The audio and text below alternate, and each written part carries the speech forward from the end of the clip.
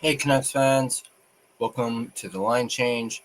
And in this video, we're going to be going over a article that talks about something that I found pretty interesting. Now, obviously, everyone knows the Vancouver Canucks are looking to have a better season than last season.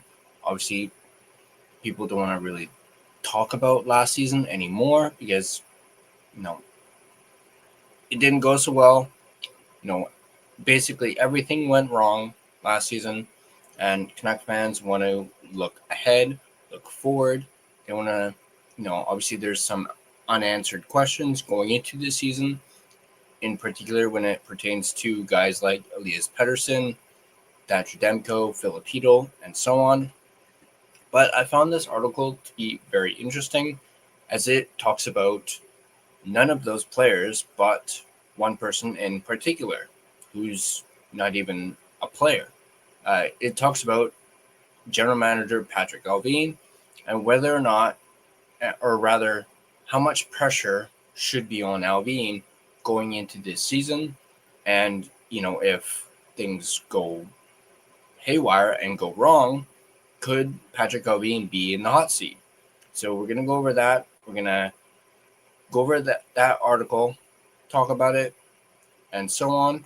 But before I do that, as I always do, I want to give a shout out to my sponsor, Gassy Jack Art, maker of this fine and amazing artwork you see behind me. And you guys can check them out yourselves at GassyJackArt.com. You can also find him on Instagram at GassyJackArt. The link to his website is in the description down below. So without any further ado, let's take a look at this article.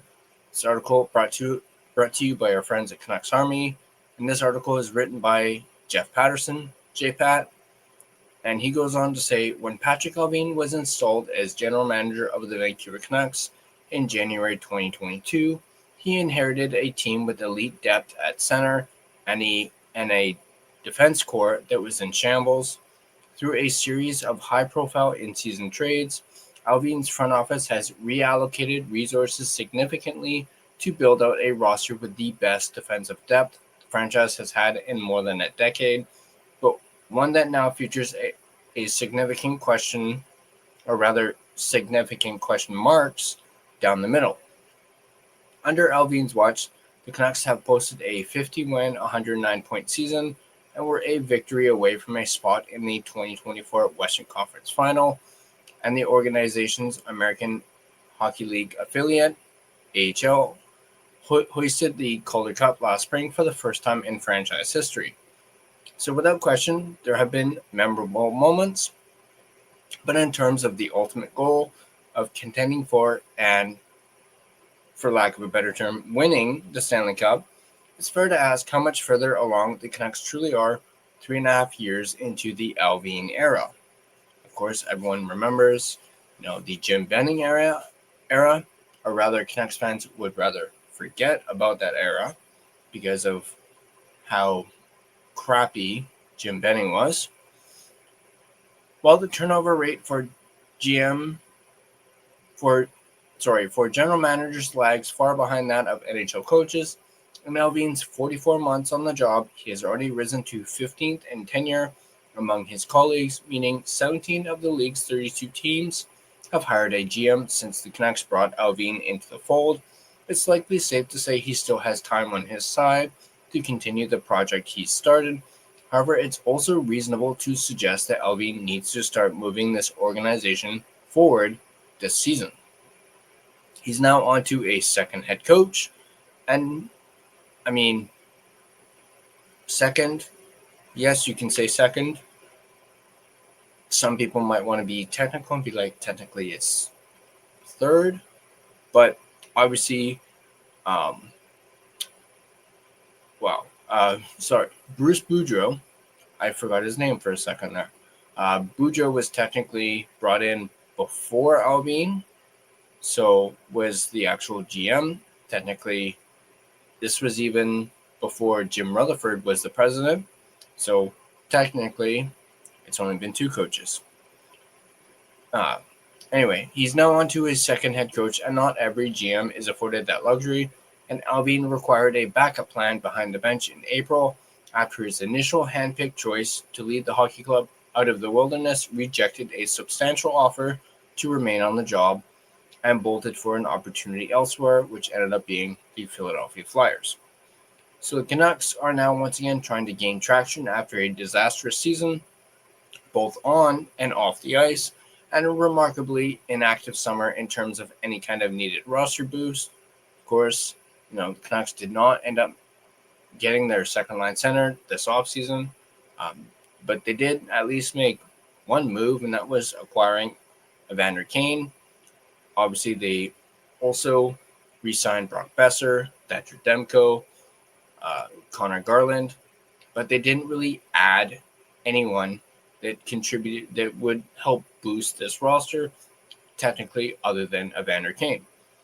It feels like the Canucks are leaning heavily into the quote-unquote better vibes in the locker room and hoping good health can help them over the hump, which basically means they're putting all their chips in on the healthy, the team being healthy and the quote-unquote better vibes aspect. They'll head into the new season with a roster stocked with strong goaltending and a solid top four on defense. Through drafts, trades, and development, Allvin and his management group have a stable of legitimate prospects on defense, but the same cannot be said about the Canucks' forward group, of course. Now, obviously, the question remains about Elias Pettersson, Philip Hedl, Niels Höglander, and the jury remains out on how much of an impact player top forward prospect Jonathan Lekkerimaki will be at the NHL level. Beyond those players, the Canucks forward ranks are full of established veterans like Brock Besser, Jake DeBrusk, Connor Garland, Kiefer Sherwood, and of course the newly acquired Evander Kane. All can play and contribute, but none are the types of players that opponents lose sleep game planning to face. After that, the depth pieces seem interchangeable, with many still trying to prove they belong in the NHL. Allvin needs to find a way to advance the program. It can't be done overnight, and so expectations should be kept in check for the hockey club this season. 2 seasons ago, Allvin's boss, Jim Rutherford, stated all had to go right for the Canucks to merely make the playoffs, and it feels like the team is right back in that position again, and that's with the benefit of having the best defenseman in franchise history and one of the best players currently in the NHL leading the way, of course. It's Quinn Hughes' future with the organization that may ultimately define the success of the Rutherford-Allvin time at the helm here. Sure, making the playoffs would be great for the Canucks this season. The playoffs are exciting.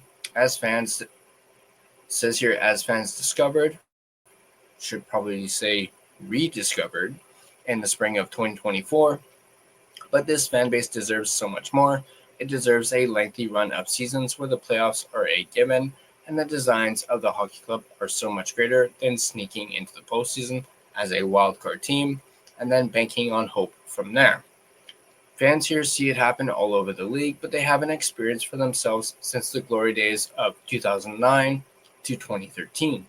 It's been far too long. Patrik Allvin isn't responsible for what came before him, but he did inherit the frustration of a fan base that has endured a wasted decade and 55 years now without a Stanley Cup.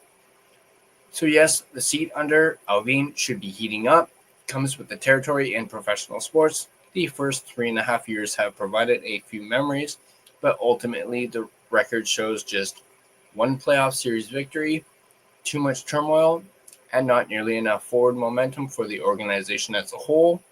While the focus in the market is on the new season ahead and the many questions that come with it, it's important to remember this management group was run in to win a championship, something they have done before in the past, obviously with the Pittsburgh Penguins, and in Jim Rutherford's case, with the Carolina Hurricanes as well. And that's how this front office should be judged. It's safe to say there is plenty of work still to be done, and that the general manager needs a big season every bit as much as his hockey club does. So that is the article from JPAT on Canucks Army. I highly recommend reading it, even though I literally just read it for you. But if you want to read it at your own speed, at your own pace, I will leave a link to it in the description down below. You guys can check that out. But I have to agree with JPat on this. I do feel as though how this season goes, Allvin will most certainly be on the hot seat. And it seems like we say that a lot, especially when things are going wrong for the Vancouver Canucks. We usually seem to put both Patrik Allvin and Jim Rutherford on the hot seat. I've seen it on Canucks Twitter. Oh, maybe not recently, but a whole bunch of times. Fire Rutherford, fire Allvin. What are they doing? Blah blah blah blah blah. But I'll admit I do still have faith in both JR and Patrik Allvin. I'm curious to see how this season goes. And I do think the pressure is not just on players like Elias Pettersson to bounce back, Thatcher Demko to remain healthy. Same goes for Filipino, but I do think the pressure is on Patrik Allvin as well. But I want to know what you guys think. Let me know, Canucks fans, in the comment section down below. Tell me what you think. Do you guys agree with this article? Do you guys maybe disagree? Now, I did have my conversation with Big Nazar earlier, and hey, he had a really good point. This management group has not made a catastrophic mistake, at least when it pertains to signings or trades. Sure, they've made some minor mistakes. Some that come to mind right away are, signing Vinny Desharnais, signing Danton Heinen, and they ended up moving on from those said mistakes. But I wouldn't call those quote-unquote catastrophic mistakes. We have yet to see one, knock on wood, that, it won't happen this season or, anytime soon, rather. But they have not made any catastrophic mistakes so far. So far, they've actually, made some pretty big moves. Obviously not this past offseason, but in the past. And Bick actually even, named off, Elias Lindholm. Yes, he ended up being just a mere rental. And in my personal opinion, I feel as though Lindholm was a bit of a bust, at least during the season. Sure, he came to play in the playoffs, but it still wasn't enough to get the Canucks past the Edmonton Oilers. But I'm rambling a little bit. But like I said, I want to know what you guys think. Jump down in the comments. Let me know what you think. And as always, if you guys like this video, be sure to hit that like button. And if you want to stay up to date on all your Vancouver Canucks content, be sure to smash that subscribe button and turn on your notifications so don't miss a single video. Just a reminder, you can find and interact with us on social media. Right there, you can see Facebook, Instagram, X, as well as TikTok. And feel free to give us a follow on all of our social media platforms. Now, if you prefer an audio version of this podcast, you can find us on both Spotify and Apple Podcasts. On Spotify, feel free to give us a follow, as well as rate and review us. It is, of course, greatly appreciated, and it really helps out the podcast.